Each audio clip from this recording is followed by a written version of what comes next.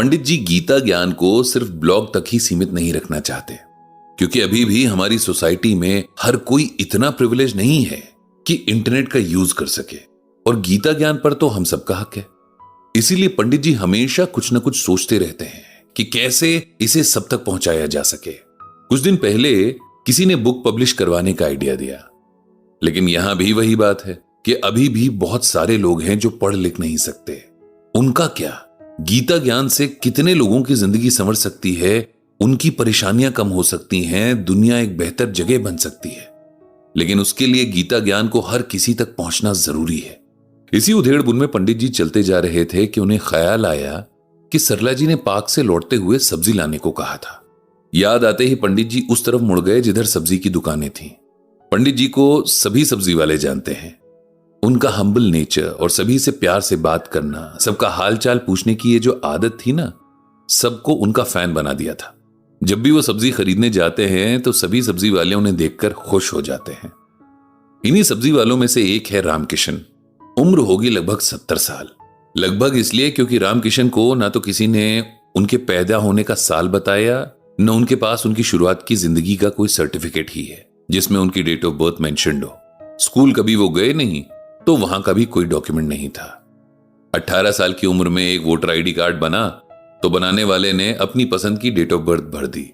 तब से बस वही चल रहा है। एक बेहद गरीब घर में पैदा हुए बच्चे की लाइफ जितनी टफ हो सकती है, उतनी ही टफ लाइफ थी रामकिशन जी की। बचपन की जो उम्र खेलने और पढ़ने के लिए तय है, उस उम्र में उन्होंने अपने पेट के लिए रोटी जुगाड़ने के तरीके सीखे। जिस उम्र में बच्चे आने वाली जिंदगी के लिए सपने सजाते हैं, उन्हें पूरा करने के रास्ते तलाशते हैं, उस उम्र में उन्होंने जिंदगी की कड़वी सच्चाइयों से नजरें मिलाना सीखा।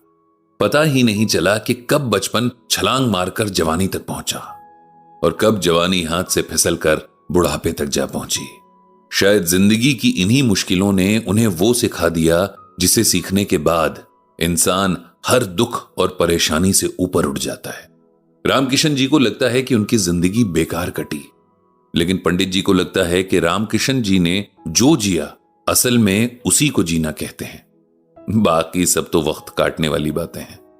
आखिर ऐसा क्या किया था रामकिशन जी ने जो पंडित जी को उनके बारे में ऐसा लगता था? पंडित जी और रामकिशन जी की उम्र में शायद कुछ ही सालों का फर्क होगा। यह फर्क सालों के ज्यादा होने या कम होने का भी हो सकता है। मतलब हो सकता है कि रामकिशन जी पंडित जी से कुछ बड़े हों या कुछ छोटे। हालांकि वो बड़े दिखते हैं, लेकिन पंडित जी जानते हैं कि सारी जिंदगी छोटी छोटी चीजों के लिए मेहनत करने वाले शरीर समय से पहले बूढ़े हो ही जाते हैं। उनके चेहरे पर उनके बुरे एक्सपीरियंसेस झुर्रियों की शक्ल में जमा हो जाते हैं। पंडित जी रामकिशन जी को तब से जानते हैं जब से उन्होंने इस जगह पर सब्जी बेचना शुरू किया था। इस बात को 25 से 30 साल हो चुके हैं और इस दौरान दोनों ने न जाने कितनी बार लंबी लंबी बातें की हैं। कभी गांव देहात की यादों पर तो कभी पुराने रीति रिवाजों पर, कभी बढ़ती गर्मी और घटते पेड़ों पर तो कभी किसी सब्जी की रेसिपी पर। बातें करने के शौकीन हैं दोनों और टॉपिक्स की भी इनके पास कोई कमी नहीं होती।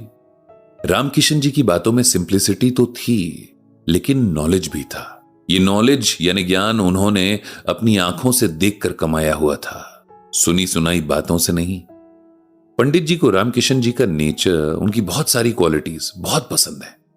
वो कभी कभी कहते हैं कि रामकिशन जी, हमने तो जो थोड़ा बहुत गीता ज्ञान सीखा वो पढ़कर सीखा, और आपने तो गीता को जिया है।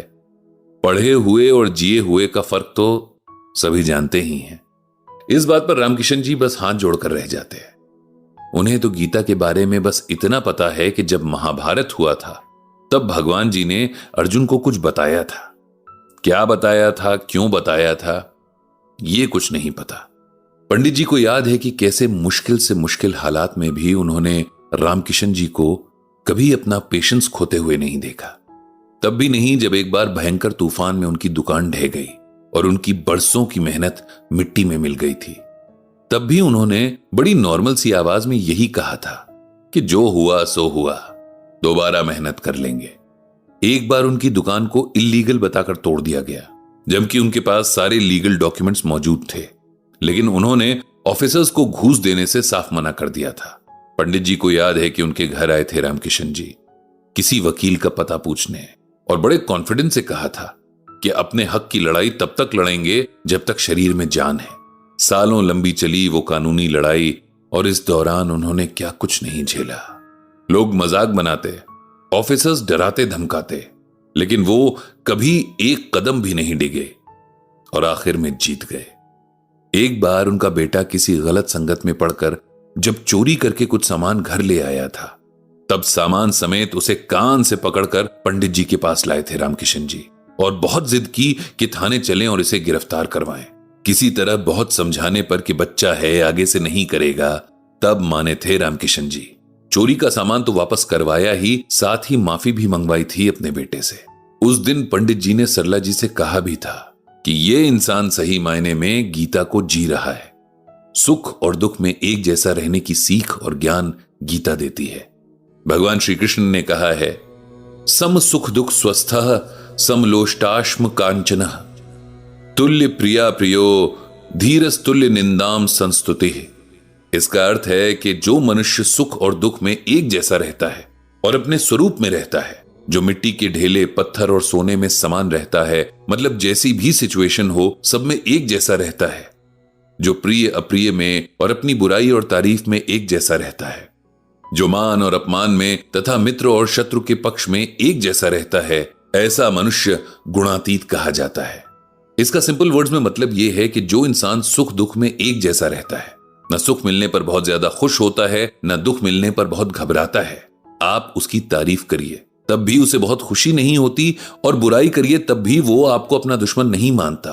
दोस्त और दुश्मन के साथ एक जैसा मतलब न्याय के साथ बिहेव करता है, ऐसे इंसान को सही मायने में योगी कहते हैं।